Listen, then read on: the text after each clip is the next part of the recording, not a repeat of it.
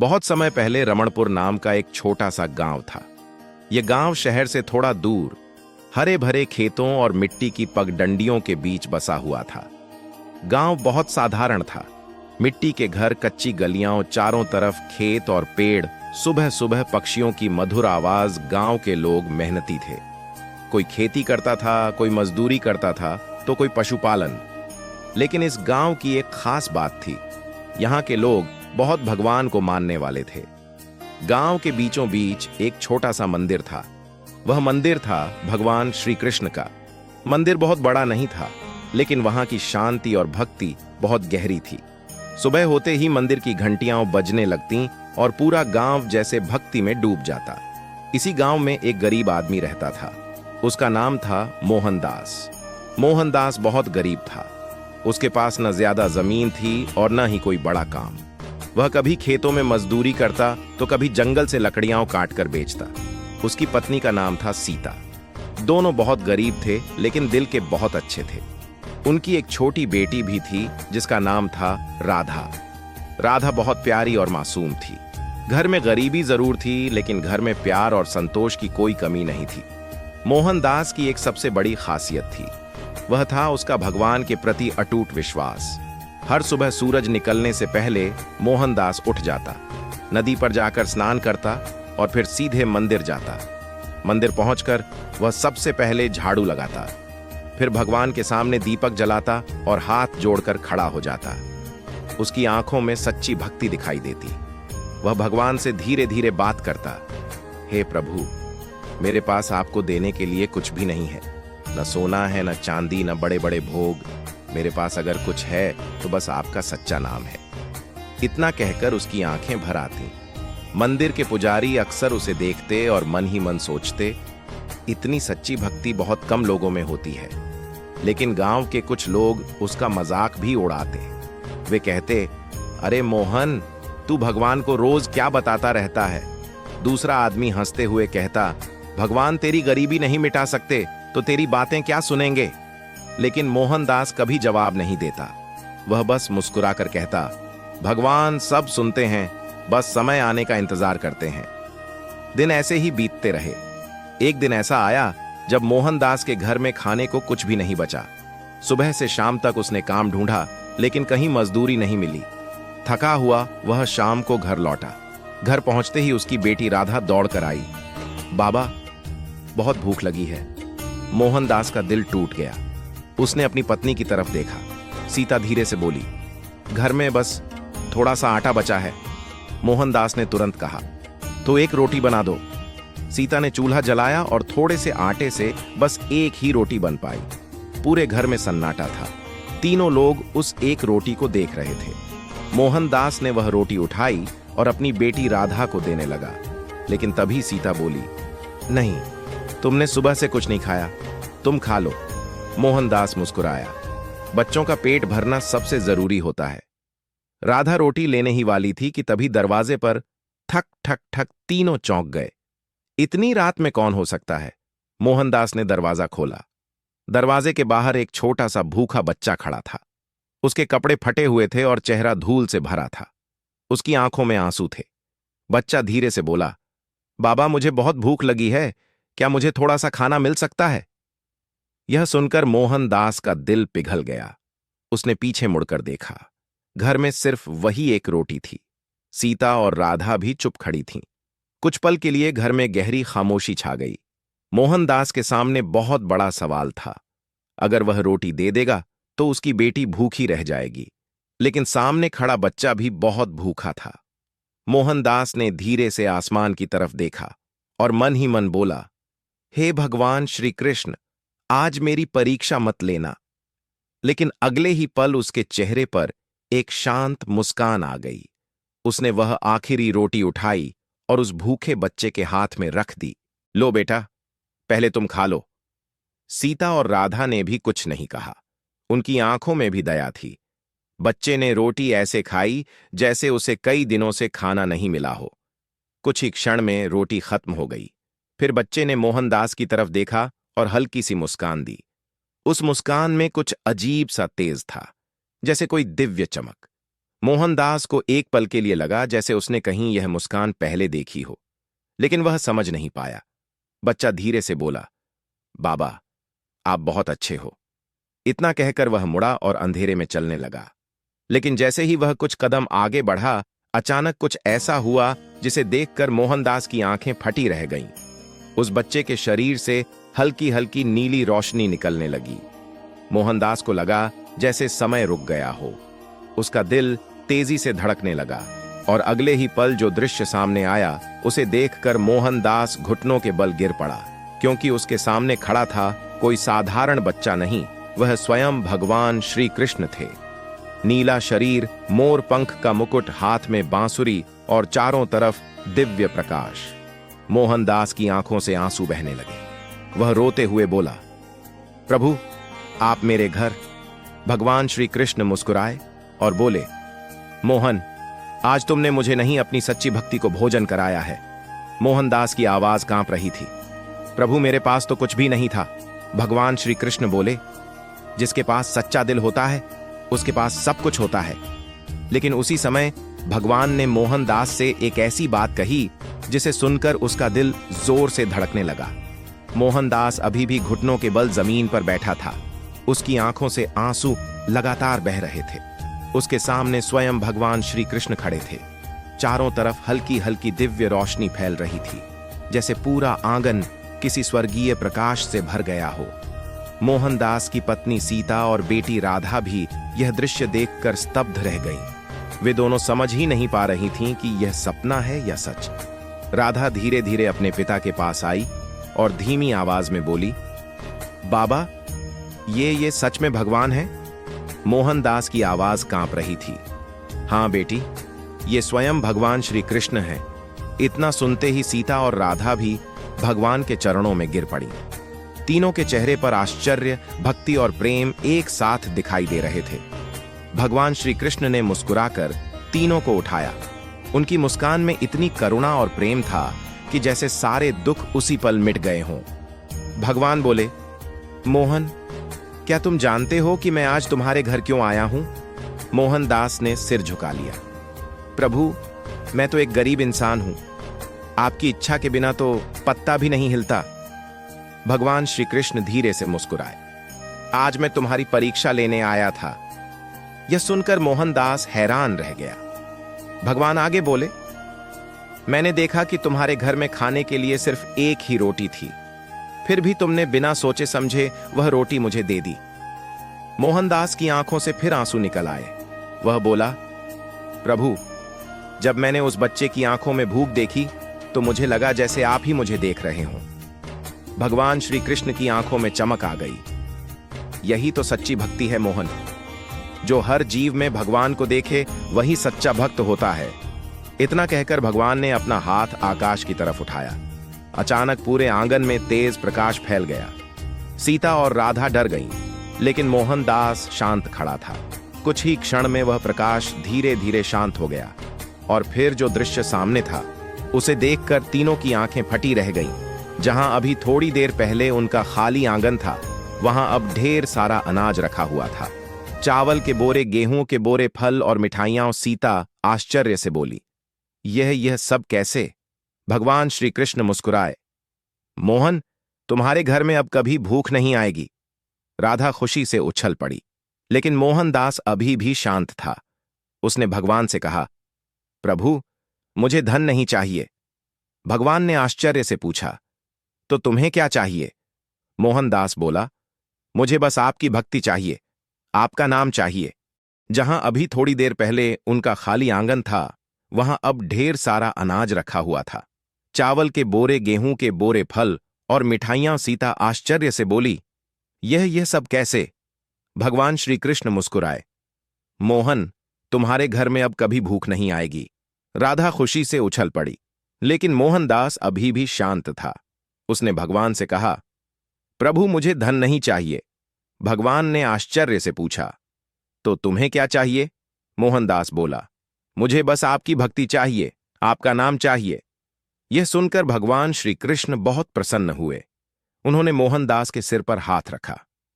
मोहन, तुम सच में मेरे सच्चे भक्त हो। लेकिन उसी समय भगवान ने एक ऐसी बात कही जिसे सुनकर मोहनदास चौंक गया।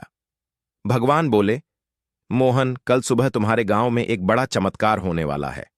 मोहनदास हैरान होकर बोला, कैसा चमत्कार प्रभु? भगवान मुस्कुराए, कल पूरा गांव जान जाएगा कि सच्ची भक्ति क्या होती है। इतना कहकर भगवान धीरे धीरे प्रकाश में बदलने लगे। कुछ ही क्षण में वह दिव्य प्रकाश आकाश की ओर चला गया और फिर भगवान श्री कृष्ण अदृश्य हो गए।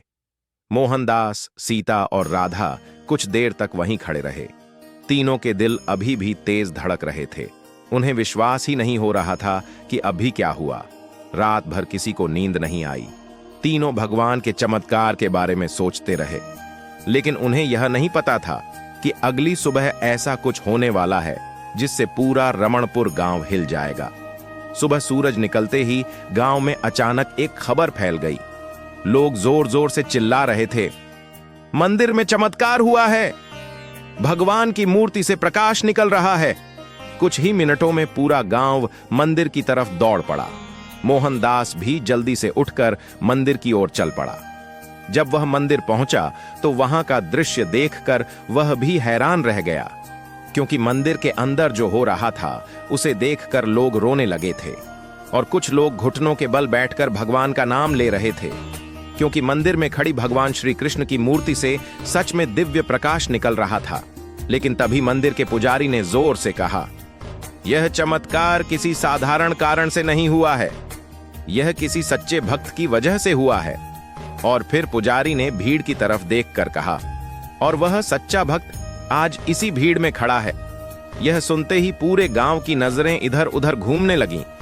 मोहनदास का दिल तेजी से धड़कने लगा, क्योंकि उसे भगवान की बात याद आ गई, कल पूरा गांव जान जाएगा कि सच्ची भक्ति क्या होती है।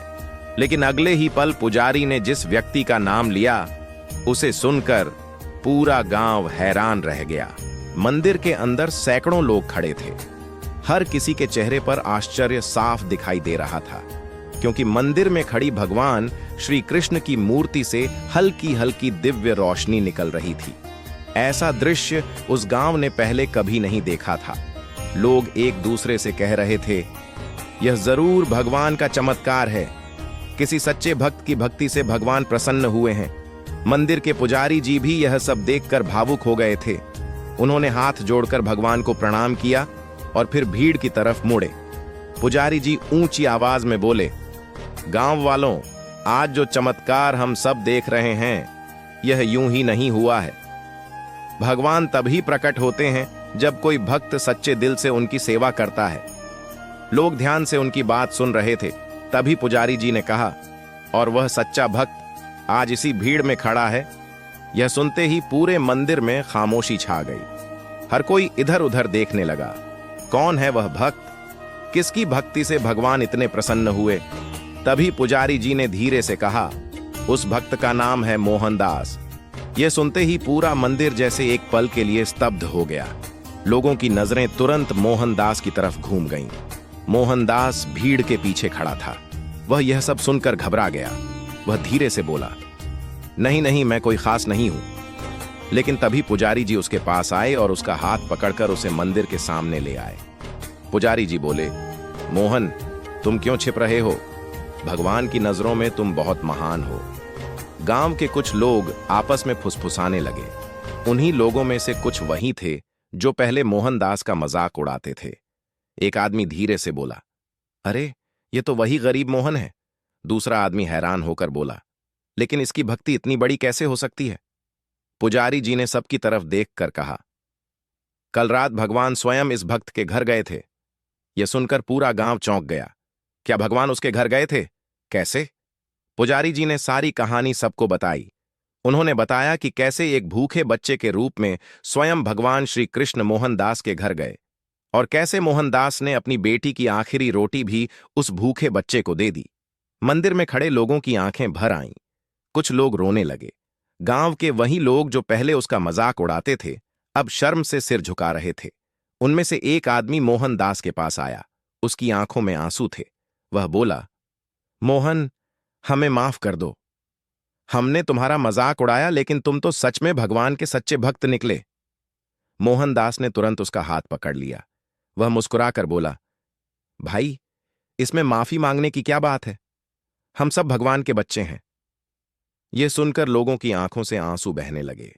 तभी अचानक मंदिर के अंदर फिर से वही दिव्य प्रकाश फैलने लगा। सब लोग डर और आश्चर्य से इधर उधर देखने लगे। मंदिर की घंटियां अपने आप बजने लगीं, और फिर जो हुआ उसे देखकर पूरा गांव घुटनों के बल बैठ गया, क्योंकि मंदिर के अंदर फिर से प्रकट हुए स्वयं भगवान श्री कृष्ण। नीले शरीर से चमकती दिव्य आभा, सिर पर मोर पंख, हाथ में बांसुरी, पूरा मंदिर प्रकाश से भर गया।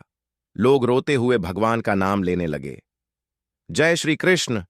भगवान श्री कृष्ण ने मुस्कुराकर सबकी तरफ देखा। फिर उन्होंने मोहनदास की तरफ इशारा किया। भगवान बोले, गांव वालों, अगर तुम सच्ची भक्ति देखना चाहते हो तो इस भक्त को देखो। इसने अपनी भूख नहीं देखी, अपनी बेटी की भूख भी भूल गया, लेकिन एक भूखे बच्चे को खाली हाथ नहीं जाने दिया। मंदिर में खड़े सभी लोग रोने लगे।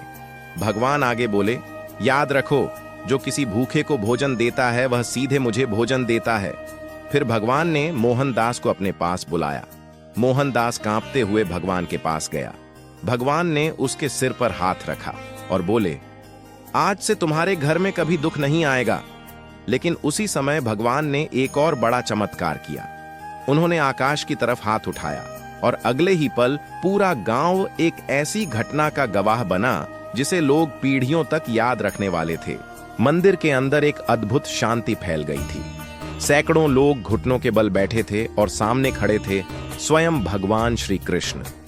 मंदिर की घंटियां धीरे धीरे अपने आप बज रही थीं। चारों तरफ दिव्य प्रकाश फैल गया था। लोगों की आंखों से आंसू बह रहे थे।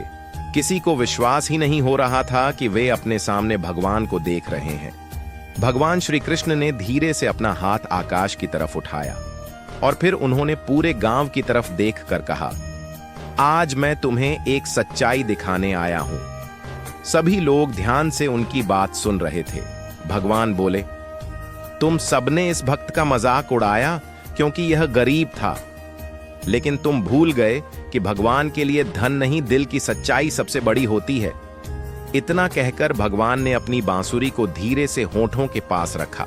जैसे ही बांसुरी की मधुर ध्वनि गूंजी, पूरा मंदिर एक अद्भुत प्रकाश से भर गया। लोगों को ऐसा लगा जैसे समय रुक गया हो। बांसुरी की धुन इतनी मधुर थी कि कई लोगों की आंखें बंद हो गईं। फिर अचानक मंदिर के बाहर से तेज हवा चलने लगी। लोग घबरा गए, लेकिन अगले ही पल जो हुआ उसे देखकर पूरा गांव हैरान रह गया। आकाश में काले बादल छा गए। कुछ ही क्षणों में तेज बारिश शुरू हो गई। गांव वाले एक दूसरे से कहने लगे, यह तो चमत्कार है। कई महीनों से बारिश नहीं हुई थी। दरअसल उस समय पूरे इलाके में भयानक सूखा पड़ा हुआ था। खेत सूख गए थे, किसानों की फसलें खराब हो गई थीं। लेकिन जैसे ही भगवान श्री कृष्ण की बांसुरी बजी, आसमान से मूसलाधार बारिश होने लगी। गांव के लोग खुशी से रोने लगे। किसान हाथ जोड़कर भगवान को धन्यवाद देने लगे। कुछ लोग मंदिर के बाहर दौड़कर बारिश में नाचने लगे। पूरे गांव में खुशी की लहर दौड़ गई। लेकिन भगवान का चमत्कार अभी खत्म नहीं हुआ था। भगवान श्री कृष्ण ने मोहनदास की तरफ देखा। मोहनदास अभी भी सिर झुकाए खड़ा था। भगवान मुस्कुराए और बोले, मोहन, इधर आओ। मोहनदास धीरे धीरे भगवान के पास गया। उसके हाथ कांप रहे थे। भगवान ने उसके सिर पर हाथ रखा और बोले, आज से तुम्हारे घर में कभी गरीबी नहीं आएगी। इतना कहकर भगवान ने अपने हाथ से आशीर्वाद दिया। उसी समय एक और चमत्कार हुआ। मंदिर के बाहर खड़े गांव वालों ने देखा कि मोहनदास का छोटा सा मिट्टी का घर अचानक चमकने लगा। कुछ ही क्षणों में उसका टूटा हुआ घर एक सुंदर और मजबूत घर में बदल गया। गांव वाले हैरान रह गए। सीता और राधा खुशी से रोने लगीं। लेकिन मोहनदास की आंखों में आंसू किसी और कारण से थे। वह भगवान से बोला, प्रभु, मुझे इतना सब क्यों दे रहे हैं? मैं तो बस आपका नाम जपता हूं। भगवान श्री कृष्ण ने मुस्कुराकर कहा, मोहन, जो दूसरों की भूख मिटाता है, भगवान उसकी सारी कमी पूरी कर देते हैं। फिर भगवान ने पूरे गांव की तरफ देखा और बोले, आज के बाद इस गांव में कोई भूखा नहीं सोएगा। गांव वाले एक स्वर में बोले, हम वचन देते हैं प्रभु, हम कभी किसी भूखे को खाली हाथ नहीं जाने देंगे। भगवान की आंखों में संतोष दिखाई दे रहा था। उन्होंने धीरे से अपनी बांसुरी बजाई और फिर उनका दिव्य शरीर धीरे धीरे प्रकाश में बदलने लगा। कुछ ही क्षणों में भगवान भगवान श्री कृष्ण आकाश में विलीन हो गए। मंदिर में फिर से शांति छा गई। लेकिन उस दिन के बाद रमणपुर गांव हमेशा के लिए बदल गया। अब गांव में कोई गरीब या अमीर नहीं था। सब एक दूसरे की मदद करते थे। कोई भी भूखा नहीं सोता था और मोहनदास वह पहले की तरह ही सादा जीवन जीता रहा। लेकिन अब पूरे गांव में उसकी बहुत इज्जत होती थी। लोग उसे भगवान का प्रिय भक्त कहकर बुलाते थे और हर साल उसी दिन गांव में एक बड़ा भंडारा होता था ताकि कोई भी भूखा न रहे, क्योंकि उस दिन पूरे गांव ने एक बहुत बड़ी सच्चाई सीखी थी। भगवान मंदिर में ही नहीं, भूखे इंसान के रूप में भी हमारे सामने आते हैं और जो उन्हें पहचान लेता है वही सच्चा भक्त बन जाता है। हमारी भक्ति स्टोरी कैसी कैसी लगी हमें कमेंट करके जरूर बताएं और चैनल को सब्सक्राइब कर लें।